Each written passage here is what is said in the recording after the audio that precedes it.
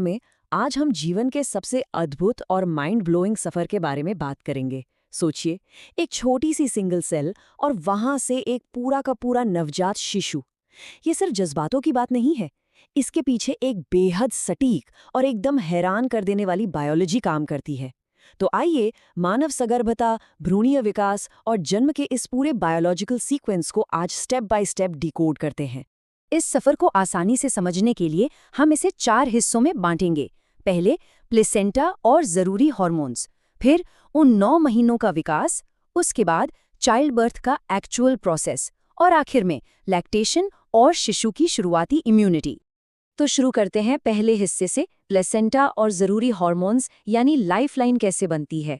ये कहानी शुरू होती है इम्प्लांटेशन के बिल्कुल बाद, जहां माँ और भ्रूण के बीच एक अल्टीमेट बायोलॉजिकल ब्रिज तैयार होता है। अब इम्प्लांटेशन के बाद होता क्या है? ट्रोफोब्लास्ट पर उंगलियों जैसी कुछ आकृतियां उभरने लगती हैं, जिन्हें कोरियोनिक विल्ली कहते हैं। जब ये विल्ली और गर्भाशय के ऊतक आपस में जुड़ जाते हैं, बिल्कुल एक पजल के पीसेस की तरह, तब बनती है एक स्ट्रक्चरल और फंक्शनल यूनिट, जिसे हम प्लेसेंटा कहते हैं। ये कोई आम टिश्यू नहीं है, बल्कि एक लाइफलाइन है जो विकासशील भ्रूण को माँ की बॉडी से सीधे तौर पर जोड़ती है। और हाँ, ये कनेक्शन सिर्फ फिजिकल नहीं है। प्लेसेंटा सच में एक मल्टीटास्किंग पावर हाउस है। सोचिए, ये भ्रूण को ऑक्सीजन सप्लाई करता है, न्यूट्रिशन देता है और वहां से कार्बन डाइऑक्साइड और बाकी वेस्ट मटेरियल्स को बाहर निकालता है। और सबसे कमाल की बात, ये एक एंडोक्राइन टिश्यू की तरह भी काम करता है। एक एंडोक्राइन ग्लैंड के रूप में प्लेसेंटा हार्मोन्स का एक बहुत ही स्पेसिफिक कॉकटेल रिलीज करता है, जैसे एचसीजी, एचपीएल, एस्ट्रोजेंस और प्रोजेस्टेरॉन्स।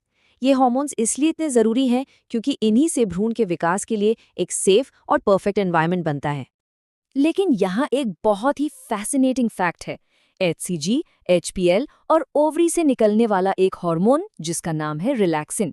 क्या आपको पता है कि ये तीनों हार्मोन्स स्त्री के शरीर में सिर्फ और सिर्फ गर्भावस्था के दौरान ही बनते हैं, उसके अलावा कभी नहीं।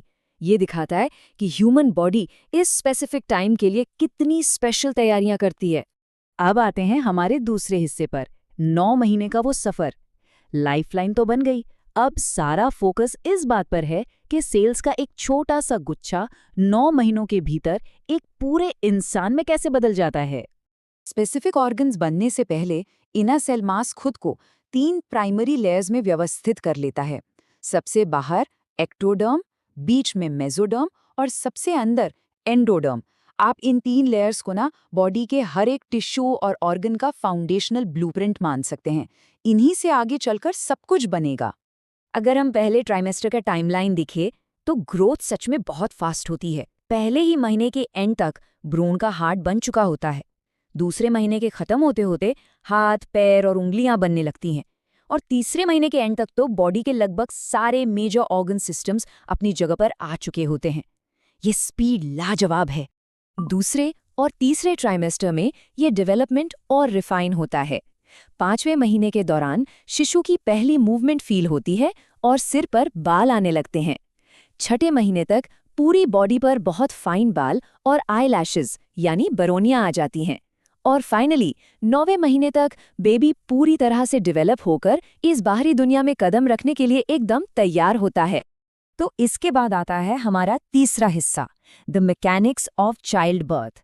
9 महीने की ग्रोथ के बाद एक बहुत ही कॉम्प्लेक्स बायोलॉजिकल डोमिनो इफेक्ट शुरू होता है। चलिए समझते हैं कि ये कैसे काम करता है। इस प्रोसेस को साइंटिफिकली पार्ट्यूरेशन या प्रसव कहते हैं। आसान भाषा में समझें तो गर्भावस्था के अंत में आने वाले बहुत ही इंटेंस यूटेराइन कॉन्ट्रैक्शंस यानी गर्भाशय की सिकुड़न, इन्हीं पावरफुल मस्कुलर एक्शंस की वजह से एक फुली डेवलप्ड बेबी सुरक्षित रूप से बाहर आता है। पर सोचिए, ये सब शुरू कैसे होता है?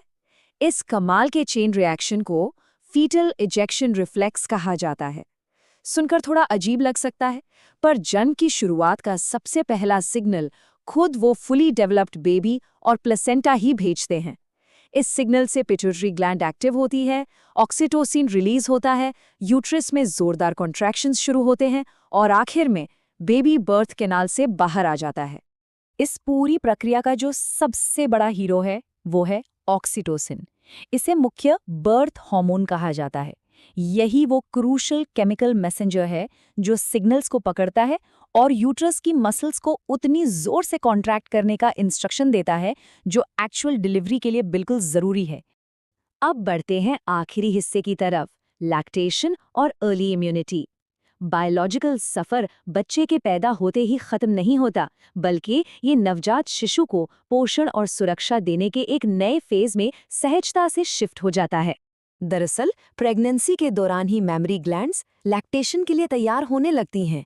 डिलीवरी के ठीक बाद शुरुआती कुछ दिनों में जो गाढ़ा पीले रंग का दूध निकलता है ना, उसे कोलोस्ट्रम कहते हैं। ये उस न्यूबॉर्न बेबी के लिए नेचर का बनाया हुआ पहला और सबसे तगड़ा सुपरफूड है।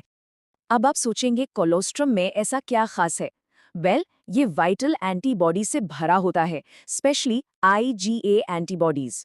चूंकि नए पैदा हुए बच्चे का इम्यून सिस्टम तो बिल्कुल ना के बराबर होता है, इसलिए ये एंटीबॉडीज एक शील्ड की तरह काम करते हैं और बच्चे को शुरुआत से ही इन्फेक्शन से लड़ने की ताकत देते हैं।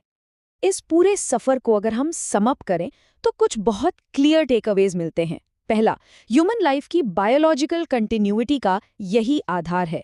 दूसरा, हमें बायोलॉजिकल सेक्स डिटर्मिनेशन में मेल के जेनेटिक रोल को सही ढंग से समझना चाहिए। और तीसरा, बच्चे की स्ट्रॉन्ग इम्यूनिटी के लिए ब्रेस्ट फीडिंग सिर्फ जरूरी ही नहीं बल्कि एकदम एसेंशियल है।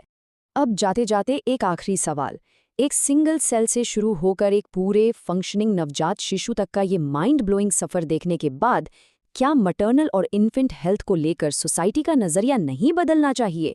ये शानदार बायोलॉजिकल मिरेकल हमें सोचने पर मजबूर करता है कि माँ और बच्चे दोनों को सही सपोर्ट देना कितना ज्यादा जरूरी है। इस बारे में जरूर सोचिएगा।